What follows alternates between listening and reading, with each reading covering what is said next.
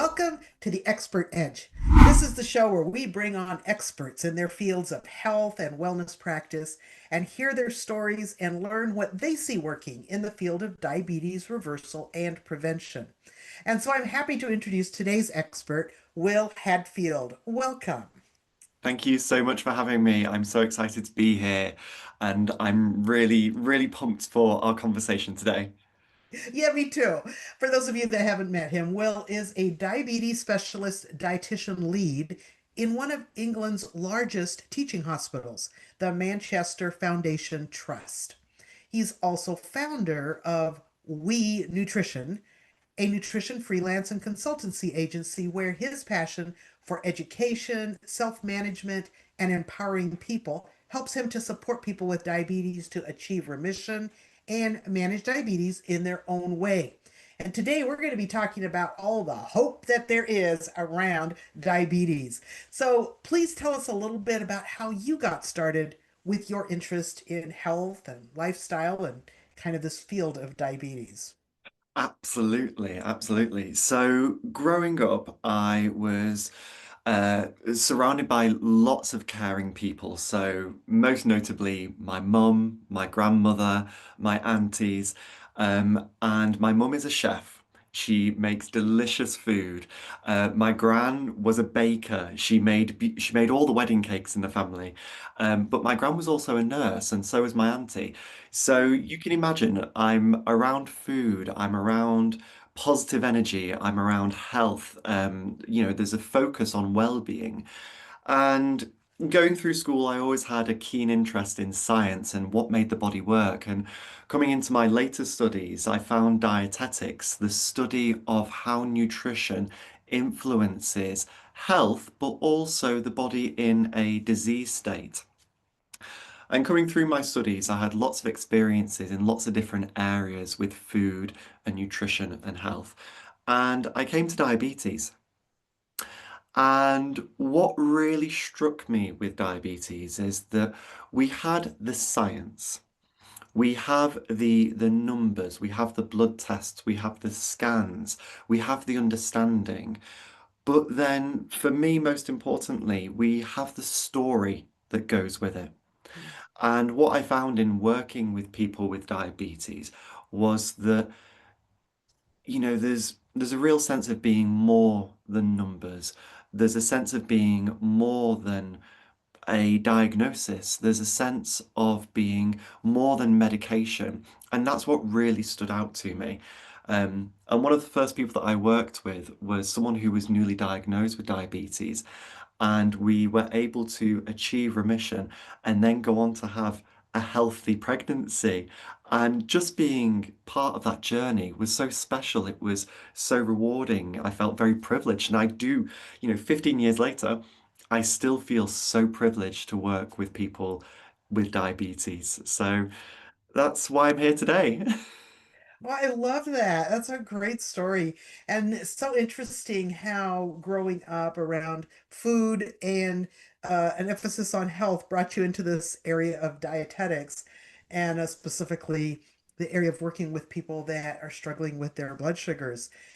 And as you worked with this client you just mentioned and helped her go into remission, which interesting term, by the way, maybe before we go farther, I have run into this as very common way that it's referred to, especially in the United Kingdom, Mhm. that they talk about remission. Nobody talks about reversal.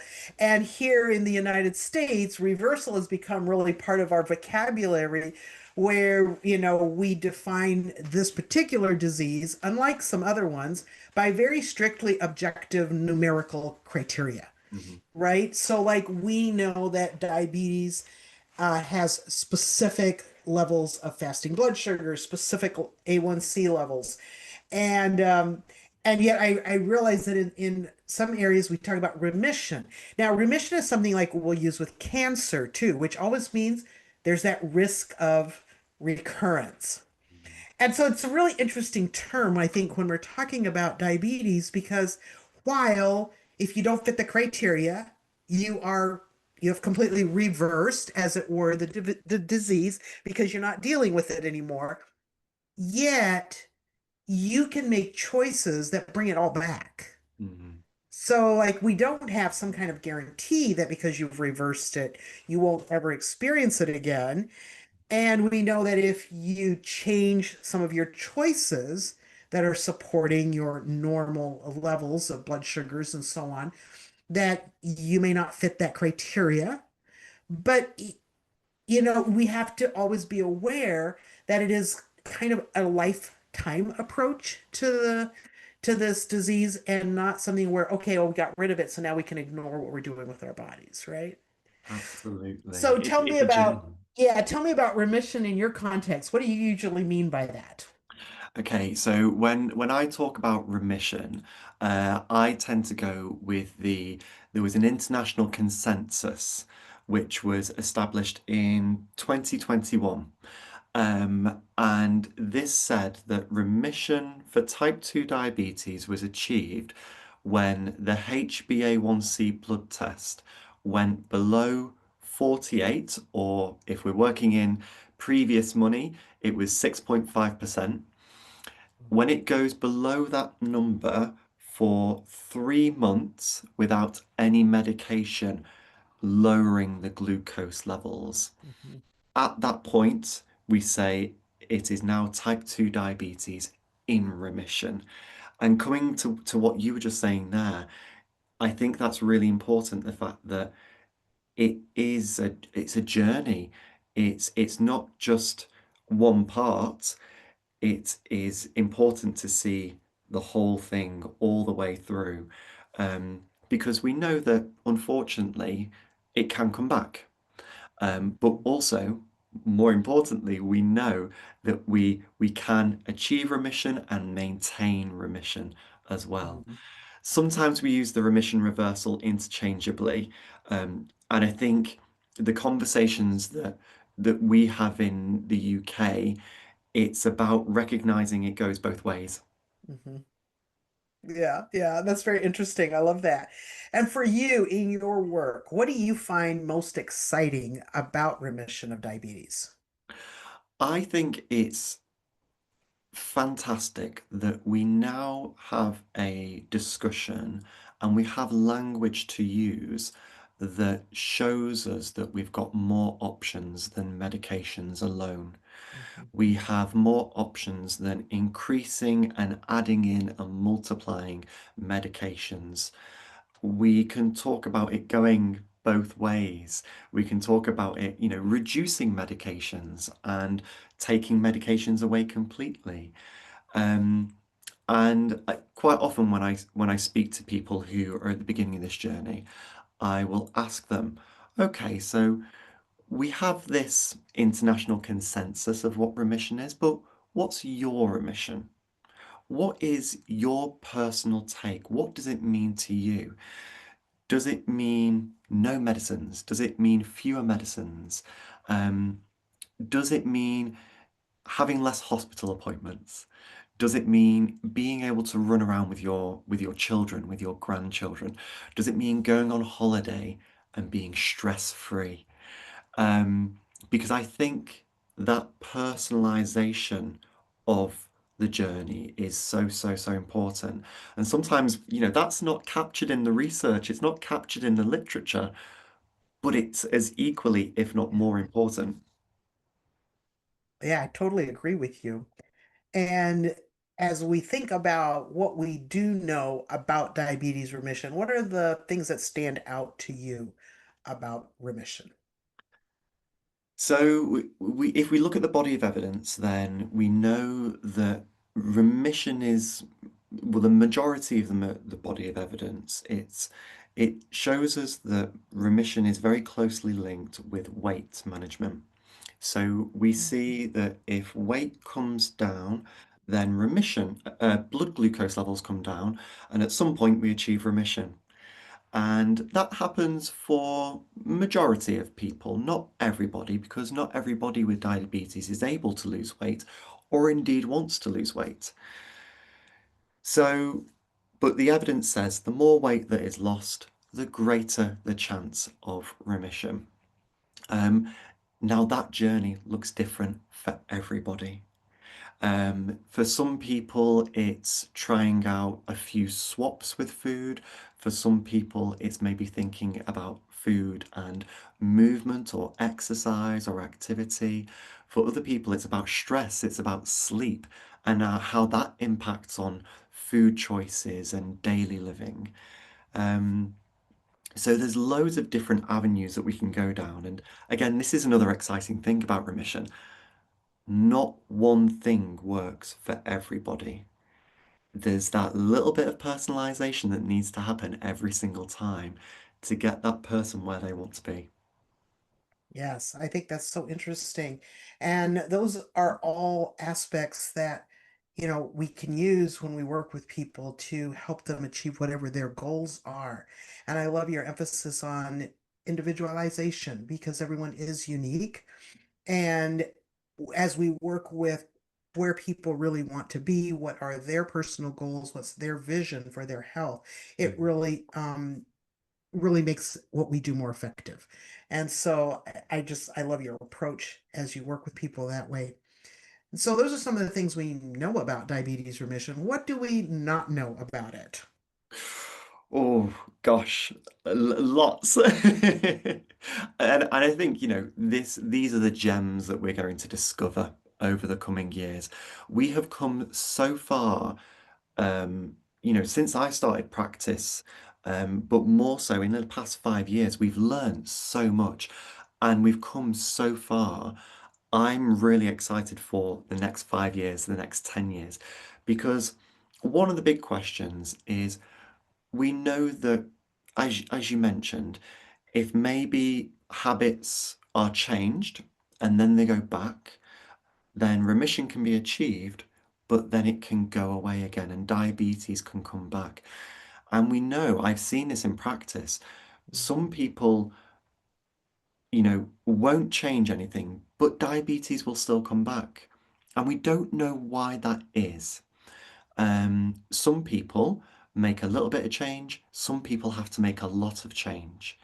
Um, so for example, if two people lose 10% weight loss, one person can achieve remission. The other person, they may have lots of benefits like a lower blood pressure, more ease on their joints, maybe lower cholesterol. They'll have loads of fantastic benefits with that 10% weight loss, but their glucose levels may not return to a non-diabetes state, and we don't know why. This kind of takes us into the personalization of medicine. Mhm. We know that genetics are a really strong factor. I think we're going to see that expand massively over the next few decades. But I think that question about how long can we have remission for? Can we make remission longer? That's what I'm really interested in, that we just don't know yet. That's so interesting. So this is still a field in which we're all learning and in which we don't know all of the answers and can't really predict all outcomes, but there's a lot of things we do know. What do we know about the connection between how we think, what we believe, and our behaviors, our choices in life? What is that connection? It's such a powerful connection. There is decades of literature and research on this, because really, when we come to this journey, what we're talking about at the very core is change. It's the ability to change how we behave, what we do, how we are, how we go along this journey. And there's lots of different psychological models that we can pull in to understand this. And I would encourage anybody to just dive into this, because I often think, I wear contact lenses, but sometimes I think, let me put on my diabetes glasses. Now, let me take my diabetes glasses off and let me put on my behavior change glasses. Let me take those off. Let me be a bit more specific. Let me think about the cycle of change. There's a beautiful sort of framework for understanding how we change our behaviors. Um, Funnily enough, that has a remission state as well, very naturally. Um, but we know that how we feel inside impacts what happens on the outside. So, understanding our beliefs, what drives us. I quite often ask people, what gets you out of bed in the morning? You know, it's not going to work to pay the bills. What is it that really gets you buzzing? What is it that lights you up? Because once we've found that, we can use that to influence the change. What are all those motivating factors? What helps make the journey easier? But also, let's identify what slows down the journey. What are the barriers? And how do we mitigate those? How do we step around them and find the solutions in real time almost to continue on that journey? I think that's so true. And only if we address some of the ways we think, what are some of the beliefs we hold, can we actually make lasting change in what we do and our behaviors, right? Mhm. And as we think about behaviors that support better blood sugars, Mhm. how does hydration fit in here? So important, so important. It's especially, I mean, hydration, even if we just stepped outside of blood sugars slightly, hydration, our bodies are mostly water. They need hydration for thinking, for clarity. But when it comes to blood glucose levels, blood is liquid.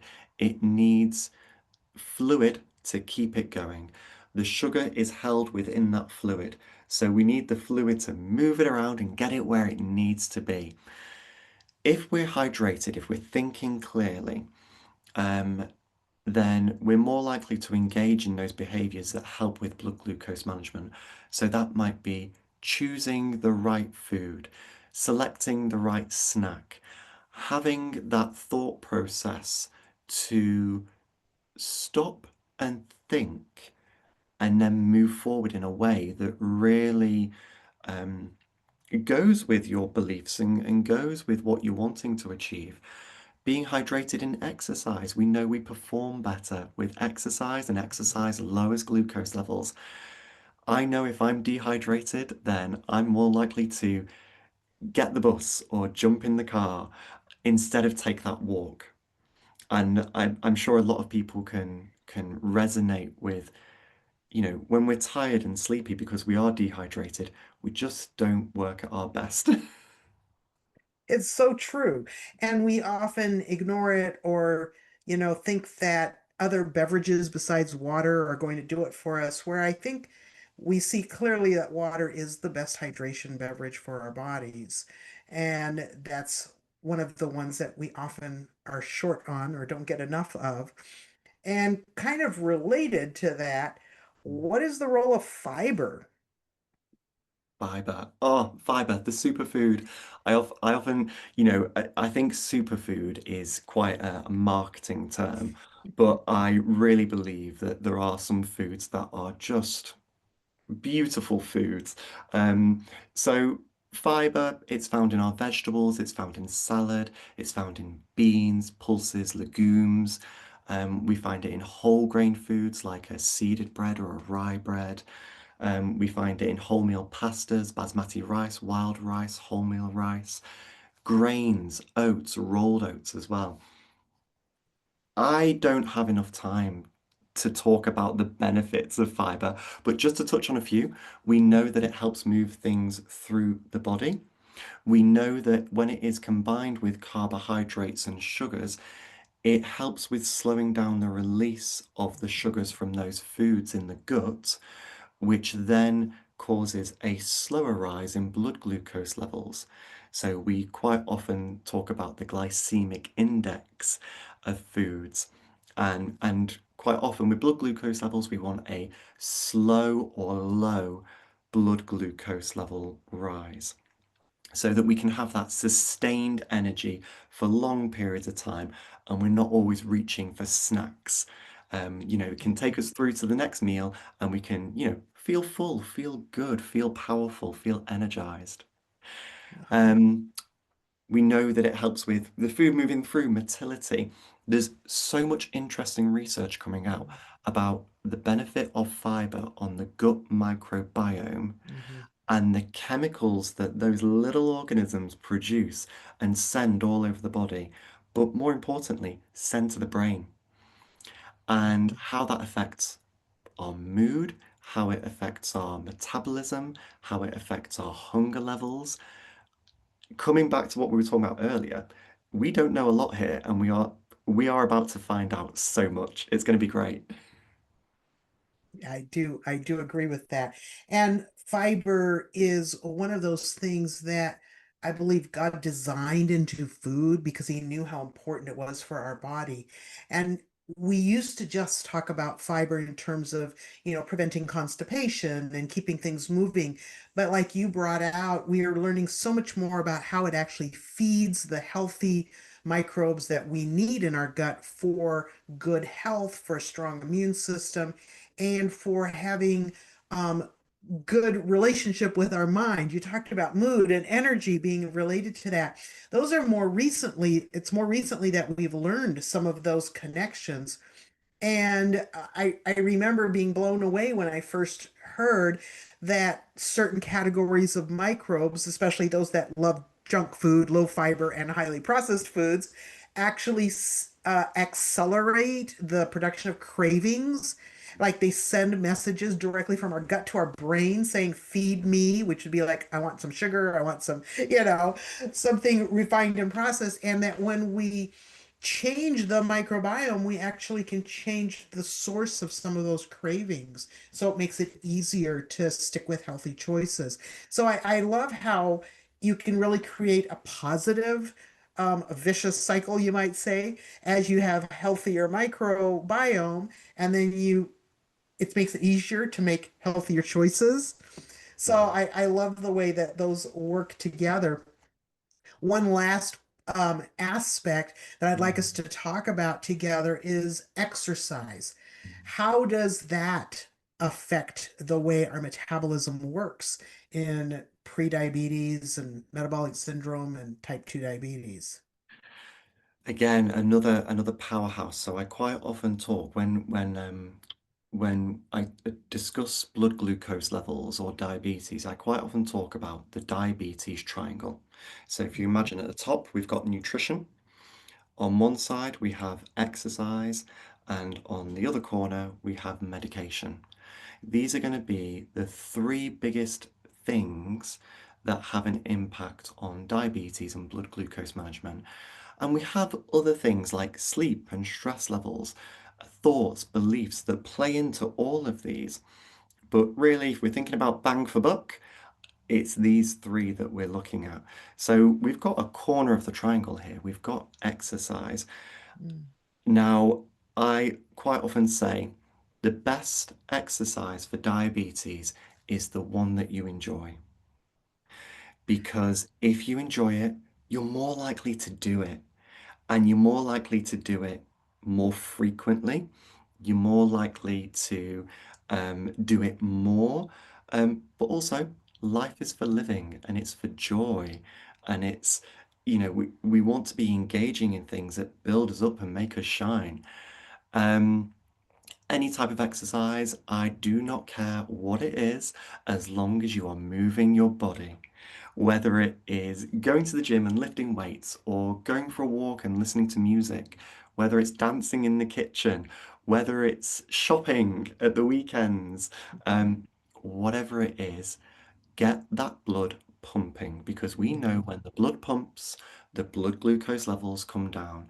And more beautifully, we know that when glucose levels come down as a result of exercise, it happens in the moment, but also exercise has a lasting impact for 24 hours after the exercise is finished. I mean, what's more better than that?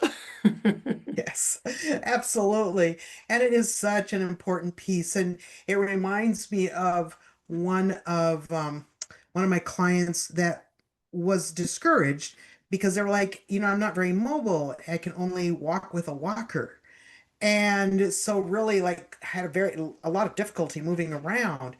But we suggested, well, just do what you can with the walker and get moving after every meal. And they would just, walk a few steps and maybe had to rest and then they'd take a few more steps. And they found that even at that level, they were able to start seeing a decrease in their A1C just by doing the amount of movement they could. And so I really want to encourage people that it really doesn't matter whether you feel like you're completely mobile or not. You can even in a wheelchair or with a walker make a difference in your blood sugars by the way you use your body, and especially how you think about like timing and those sorts of things to optimize it. And just know that you can make a big difference with some very simple choices. And I was just really tickled. You have a great little handout as a free gift for those that are listening to us today. Can you tell us what people are going to get when they click on the link that you will find on this page where you're watching the video? Absolutely. So in the handout, I have sort of taken my years of experience and I've tried to condense it into a two-pager top tips for remission of diabetes. So if you're listening to this, you've probably already got a bit of a flavor for my zest and want of life in a really good way. And I've tried to put this into the page. So things that anybody can try, no matter where on the journey that person is. They can be at the beginning, they can be 5 years in, 10 years in, 20 years in. It's all applicable. And it's looking at each aspect of life as well. So we've got a little bit of food in there, we've got a little bit of exercise in there, we're talking about fluid and fiber. Um, and it's there as, I like to think, as a picnic. Take what works for you and bring it and make it your own. And if you want to come back to the picnic at any point, it's there and you can choose something else or swap it around. So I hope whoever uses it, really just enjoys it and is able to get something from it. That's so awesome. And if you just look in the description under this video, you'll see the link where you can easily pick up that resource that Will has put together for you. So I just want to say thank you so much, Will, for taking the time to be with us here today and to share your experience and your expertise with us. Thank you. So thank you for having me. It's been wonderful and I'm just so excited to be here. Thank you. Absolutely. And remember, health is wealth, and it comes by choice, not by chance. So thank you for spending some time with us today.